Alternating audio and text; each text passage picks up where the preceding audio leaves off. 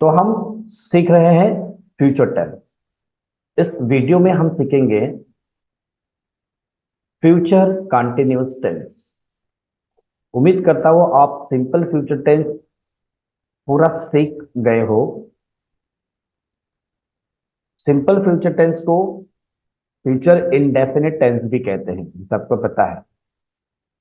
तो चलिए हम फ्यूचर कंटिन्यूअस टेंस को सीखने जा रहे हैं। लिख लीजिए, हाउ टू आइडेंटिफाई, कैसा पहचान। फ्यूचर कंटिन्यूअस टेंस जो होता है उसकी पहचान जो होती है, सेंटेंस के लास्ट में रहा होगा, रही होगी, रहे होगे आता है। ध्यान दीजिए, प्रेजेंट कंटिन्यूअस टेंस में हमने सीखे थे रहा है, रही है, रहे हैं। वो हमने प्रेजेंट कंटिन्यूअस में सीखे थे। दूसरा कंटिन्यूअस टेंस हमने सीखे जहां पर रहा था, रही थी, रहे थे। ये कौन सा टेंस था?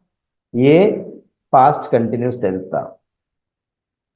फिर तीसरा फ्यूचर टेंस हम सीख रहे हैं, फ्यूचर कंटिन्यूअस टेंस सीख रहे हैं, वो है वक्त के साथ।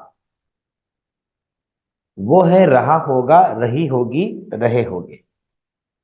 तो फर्क सिर्फ क्या आया है, प्रेजेंट में है, पास्ट में था, और फ्यूचर के अंदर होगा। इस तरह के सेंटेंसेस जब दिमाग में आते हैं तो उसी वक्त फ्यूचर कंटिन्यूअस टेंस है, ये आपको समझना है।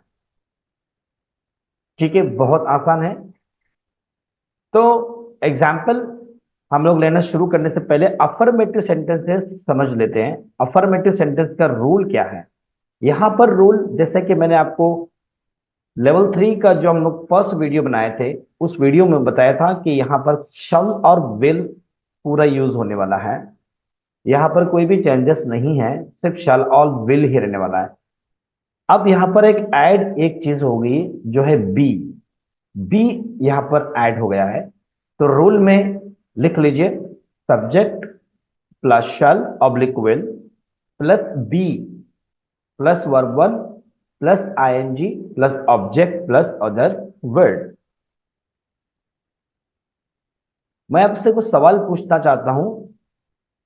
सवाल पूछते वक्त आप वीडियो को पॉज करिए और खुद बता दीजिए अपने आप से कि प्रेजेंट कंटिन्यूअस टेंस का अफर्मेटिव रूल क्या था।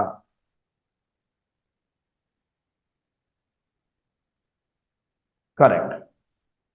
मतलब सब्जेक्ट और इज एम आर हम लोग ने सीखे थे, plus verb one ING object other word. यहां पर इज एम आर की जगह पर शैल विल और बी आ गए। बाकी सेम स्ट्रक्चर है, कोई भी चेंजेस नहीं है, सिर्फ तुम्हारा हेल्पिंग वर्ब चेंज हो गया है। बाकी दिमाग में इस तरह से रखिए। फिर आप लोग ने पास्ट कंटिन्यूअस टेंस का अफर्मेटिव में सीखे थे subject plus was were plus verb one plus ING plus object plus other word.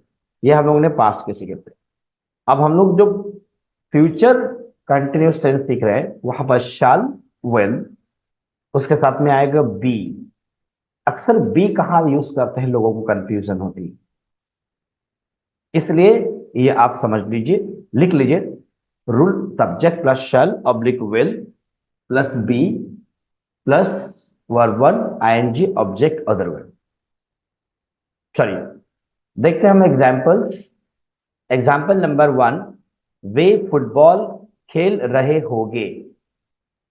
लड़के क्या कर रहे होंगे, तो वे फुटबॉल खेल रहे होंगे। They will be playing football. ध्यान दीजिए, will be, they will be playing football.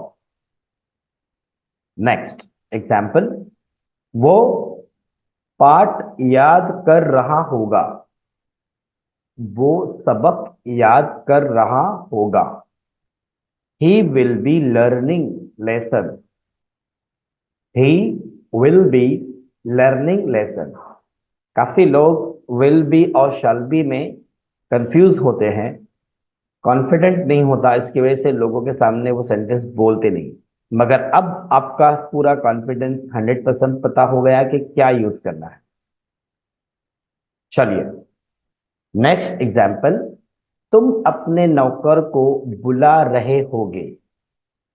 तुम अपने नौकर को बुला रहे होगे। You will be calling to your servant. You will be calling to your servant. और एग्जाम्पल नंबर 4 हम लोग लेते हैं। लिख लीजिए, वीडियो को पॉज कर लीजिए, लिख लीजिए आप। मेरे ख्याल से मैंने कई बार बोला हूं, लिखना जरूरी है। लिख लीजिए, लिख लीजिए, लिख लीजिए। इसके अंदर बहुत बड़ा कारण है, इसलिए आपको बोलता हूं लिख लीजिए। हम तुम्हारे घर आ रहे होंगे। एग्जाम्पल नंबर 4, हम तुम्हारे घर आ रहे होंगे। We shall be coming to your house. We shall be coming to your house. हम तुम्हारे घर आ रहे होंगे। इस तरह से हम लोग ने 5 एग्जाम्पल्स आपको दिए, कितने आसान हैं। शल, बी और विल बी कैसा यूज करते हैं हम लोग ने इसमें सीखे। शल बी, विल बी के साथ में वर्ब 1 आईएनजी आएगा, ध्यान में रख लीजिए। इस तरह से आप अफर्मेटिव सेंटेंसेस के 5 से 10 एग्जाम्पल्स प्रैक्टिस के तौर पर अपने नोटबुक पर लिख लीजिए। डायरेक्टली इंग्लिश में ही लिख लीजिए, हिंदी में लिखिए मत। अब आप डायरेक्ट इंग्लिश में लिख सकते हो क्योंकि आप जान चुके हैं पूरा। Now you can write all sentences in English. दूसरा वीडियो देखने से पहले ये पहले प्रैक्टिस पूरी कर लीजिए। Thank you.